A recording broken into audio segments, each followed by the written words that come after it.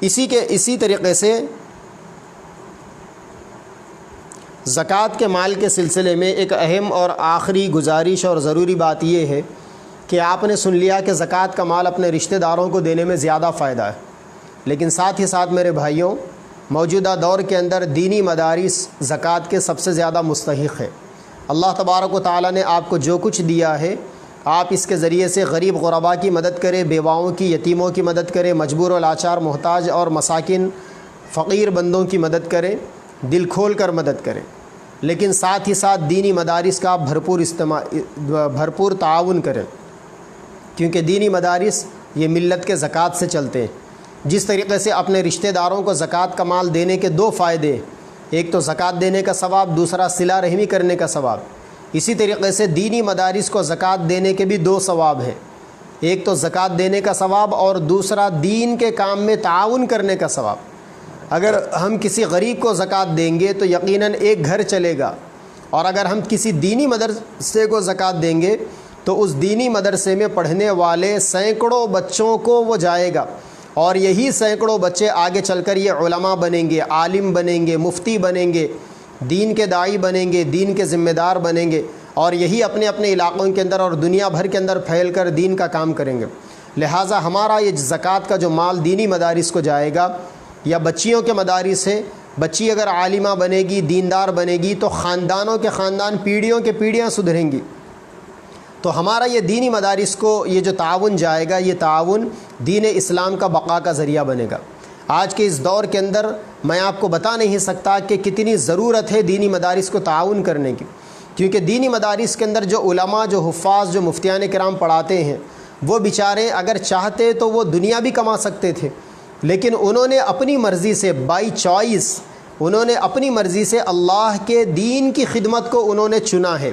اور اللہ کے دین کی خدمت کے لیے وہ معمولی تنخواہوں پر مسجدوں میں، مدرسوں میں خدمات انجام دے رہے ہیں۔ آج لاک ڈاؤن چل رہا ہے، 2 مہینے لگ بھگ ہونے آ رہے ہیں، آگے بھی یہ لاک ڈاؤن چلے گا۔ مدارس کا تعاون رمضان میں ہوتا تھا، اگر یہ چندہ مدارس کو نہ ہو تو ظاہر بات ہے کہ مدرسوں میں پڑھنے والے بچے بھی متاثر ہوں گے، اور مدارس کا پورا اسٹاف، پورا عملہ اور مدارس کے علماء، اساتذہ سارے کے سارے متاثر ہوں گے۔ اور ہمارا زکوٰۃ کا مال اگر مدارس کو نہیں پہنچے گا تو آپ اندازہ کریں کہ ایک طرف تو علماء بے روزگار ہو جائیں گے۔ ویسے اللہ تبارک و تعالیٰ ان کی روزی روٹی کا مالک ہے، مدد کرے گا، لیکن اسباب کے دائرے کے اندر دیکھیں گے تو علماء کو پریشانی جھیلنی پڑے گی۔ دیندار ایسے علماء جن کے اخلاص کی بنیاد پر یہ دنیا قائم ہے، یہ دنیا چل رہی ہے، وہ پریشان ہو جائیں گے، اور وہ دینی مدارس کے معصوم بچے۔ اور میرے بھائیوں، یہ جو لاک ڈاؤن آیا ہے، پوری دنیا کے اندر 450 کروڑ سے زیادہ لوگوں کو لاک ڈاؤن کی قید و بند کی صعوبتوں کو جھیلنا پڑ رہا ہے۔ میں کہہ سکتا ہوں، بھلے ہی میں اپنی اس رائے کے اندر غلط ثابت ہوں گا، آپ کو بالکل حق ہے میرے اس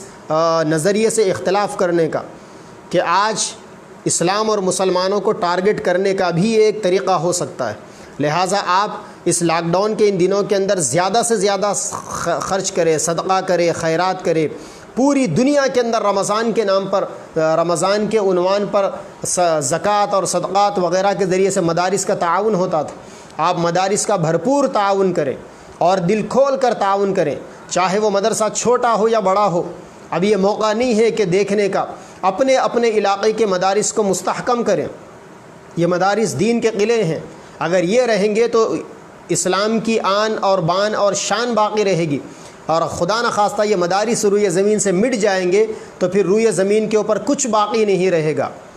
ہندوستان کو آزادی ملی دارالعلوم دیوبند کی برکت سے،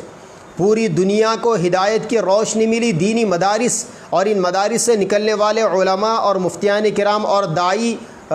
دعات حضرات کے نتیجے میں۔ یہ مدارس رہیں گے تو سب کچھ رہے گا۔ مدارس کا بھرپور تعاون کیجیے۔ اور آخری بات